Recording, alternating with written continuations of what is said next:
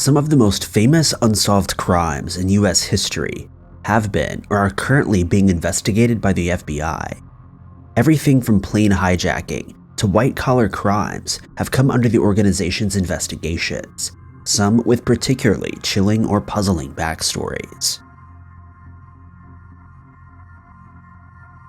Number 5. The D.B. Cooper plane hijacking is probably the most infamous unsolved FBI case, and the only unsolved FBI case of air piracy in the United States history. On November 24, 1971, a man calling himself Dan Cooper booked a one-way ticket for a Northwest Orient Airlines flight from Portland to Seattle.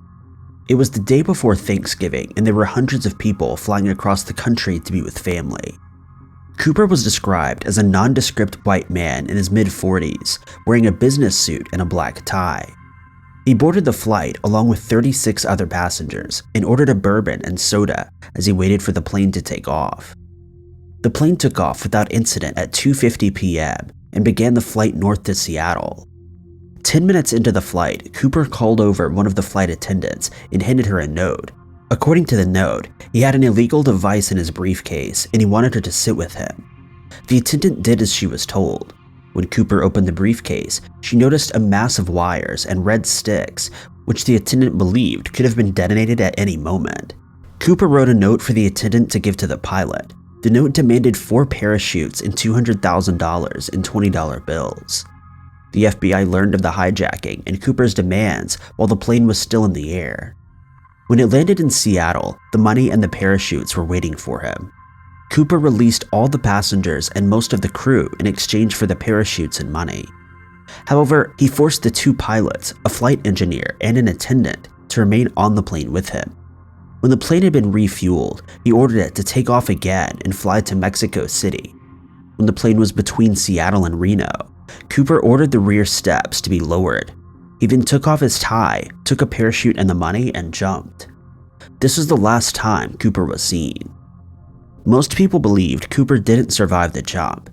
He didn't appear to be an experienced parachuter, and the jump over a forested area at night was extremely dangerous. Years later, a young boy found a rotting package with $20 bills. The $58,000 that were found had serial numbers that matched those given to Cooper, but there was no sign of the hijacker. If Cooper did die, his body has never been found. The FBI were able to find DNA on the tie of Cooper that he left behind, but so far there have been no matches. Over the course of a 45-year investigation, the FBI identified a number of suspects, but there was never enough evidence to tie anyone to Cooper. In 2016, the FBI announced they would no longer be actively investigating the case, so unless there's anything significant found, it's unlikely Cooper will ever be identified. Number 4. In 2020, the FBI announced they were offering $15,000 for any information concerning the abduction of Paresh D. Patel. Paresh was born in India, but had been living in Chesterfield, Virginia for 20 years at the time of his death in September of 2012. He was 44 years old, a father of 2 teenagers, and operated a Raceway gas station on the Jefferson Davis Highway. Every morning at around 6 a.m., he would arrive alone to open up the shop. September 16th was no different. A witness watched Paresh arrive just before 6 a.m. Moments later, 2 people dressed in hooded sweatshirts approached Paresh and forced him into the van before speeding away. The case baffled local investigators and the community as a whole. Paresh had no known enemies according to his family, and there didn't appear any obvious place to begin investigations. 4 days later, the search for Paresh came to a tragic end when his body was found in a park in Richmond. He'd suffered bullet wounds to the head, and police determined his body had decomposed, but it wasn't obvious how long he had been there. Police also didn't reveal whether they thought Paresh had died there or not, or his life had been taken somewhere else. The investigation swiftly became a cold case. The reason why Paresh's life was taken is likely key to solving the crime. It obviously wasn't the usual robbery attempt gone wrong, as the criminals didn't even try to take anything from the gas station. it seems the plan all along had been to take Paresh, but whether the criminals intended to try to keep him for ransom, or if his death was always the end goal, remains unknown. The only motive that seems clear at this point is the fact that Paresh was a plaintiff in a lawsuit against the Hershey Ice Cream Company. The suit was set to go to court on the week of Paresh's disappearance, and he was seeking some $850,000 after Hershey employees caused Paresh's lease for a stall at the local mall to be terminated and took over his spot. While police followed up with this lead, nobody involved in the lawsuit has been found a suspect. Number 3. What happened to Jimmy Hoffa on July 30th, 1975 has long fascinated true crime fans and puzzled the FBI. Hoffa was a union president who went up against Robert Kennedy and won numerous rights for the workers he represented. He also had ties to mafia organizations, something he refused to deny, and was imprisoned for jury tampering and fraud. Overall, he was a controversial character at the time of his work, but his disappearance and the legacy he left behind is even more debated. Hoffa took over the presidency of the Teamsters Union in 1957 and quickly began to grow the union to include numerous industries. His work made him incredibly popular with the workers he represented, as he negotiated better pay and working conditions for many. All this time, he was accused of corruption, which he denied, though he did admit he sometimes had to work with organized crime figures to achieve the union's goals. His fans stayed loyal to Hoffa, even as Attorney General Kennedy created a special task force to try to bring Hoffa down. When he was eventually convicted for jury tampering and fraud, he remained president of the union. Hoffa was given a 13-year sentence in 1967 and may have stayed president throughout that time if he hadn't done a deal with President Nixon for executive clemency in 1971. In return for the pardon, he agreed to not run for a union position until 1980. As soon as he was free, however, Hoffa claimed the ban from running was illegitimate and ran for the union presidency again. This time, he wouldn't have the support of certain members of the organized crime community. They'd found his successor much easier to work with and didn't want Hoffa taking back control. It's believed to be organized crime figures who he was scheduled to meet at a restaurant in Detroit the day that he went missing. The meeting was set up for 2 p.m., but no one showed up. After 15 minutes of waiting, Hoffa called his wife from a payphone to complain. He told his wife he would be home at around 4 p.m. and hung up. Patrons saw Hoffa in the parking lot before 3 p.m. and then he vanished. The FBI estimated that the time of his disappearance was between 2:45 and 2:50 p.m. The FBI were involved in the investigation into Hoffa's disappearance from the day a missing persons report was filed. Police assumed Hoffa's life was taken in a mafia hit, though his body has never been found.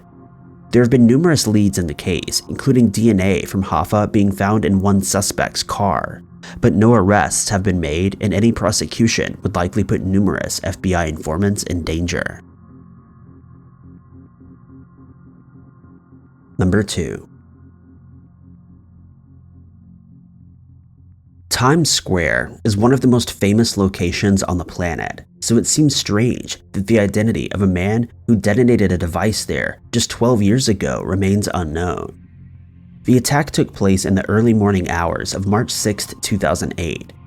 A lone man wearing a hooded sweatshirt that covered his face cycled into the center of Times Square at around 3:30 a.m. The streets were almost empty, with only the odd truck or taxi passing, and very few pedestrians. The suspect left the device outside of the U.S. Army recruiting office, lighting the fuse before cycling away. Around 10 minutes later, the device exploded, blowing smoke across the square.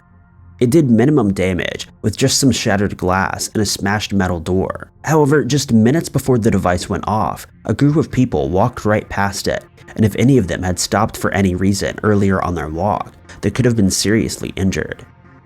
FBI investigators found that the device had been created using black gunpowder in a metal ammunition box possibly purchased from a military surplus store. It's believed the incident had no connection to international groups, and a theory at the time was that this was a young American man trying to send a message, though what this message was remains a mystery. However, it's likely the Times Square attack was not a one-off event. 3 years earlier, on May 5th, 2 crude devices were left outside of the British consulate. On this occasion, the detonation happened just before 4 a.m. Again, the perpetrator fled on a bicycle. There was no warning or threats, and the culprit was never found. As the attack took place on Election Day in the UK, it was suggested the attack may have been linked, but given there was no follow-up, it was never determined whether or not the timing was just a coincidence. In October of 2007, 2 more devices were left outside of the Mexican consulate in Manhattan. Once again, they were detonated at just before 4 a.m. No one was hurt, and the culprit fled on a bicycle. On all 3 occasions, the devices used were slightly different, but all were crude and used black gunpowder. Together, with the timings and the bicycle, FBI investigators concluded all 3 were linked. In the years since the final attack, investigators have come up with a number of persons of interest, but none have been named, and it's likely the culprit is still at large. Number 1. Virginia State Trooper Johnny Bowman had his life taken in the early hours of August 19, 1984. Bowman wasn't on duty at the time. He'd been at home with his wife, 2-year-old daughter, and relatives when someone knocked on his door at 4 a.m. For unknown reasons, Bowman chose to not only answer the door, but did so unarmed. He was met by the assailant, who struck Bowman between 40 and 45 times before fleeing. Bowman's wife called 911 for support as Bowman struggled with his assailant, waking up his daughter in the process. The assailant left behind sunglasses, a wig, and a construction hard hat as he fled. Bowman was taken to the hospital where he would succumb to his injuries. More than 35 years later, no one has been charged with the crime, and the FBI have offered a $50,000 reward for information. Bowman's daughter, who grew up to become a police officer herself, believes there's more to the case than is publicly known. Like many people, she finds it odd that her father, a man with military training, would answer the door unarmed. Some have suggested this was because Bowman was expecting a visitor, but not the hostility. Other possibilities include the attack actually being meant for Bowman's brother, who also lived at the house, or that the criminal was someone Bowman had met while working, prompting the rage-filled attack. However, Prince William County Commonwealth's attorney, Robert Marin, said just 2 years after the attack, he believed the culprit was another state trooper. If this is the case, it may just be a matter of time before advancements in DNA technology can give police the evidence they need. Thank you guys so much for watching. If you liked this video, be sure to click that like button. Also, don't forget to subscribe and click that notification bell to keep up to date with all of our future uploads. But I've been Ty Knotts, and I'll catch you guys in the next video.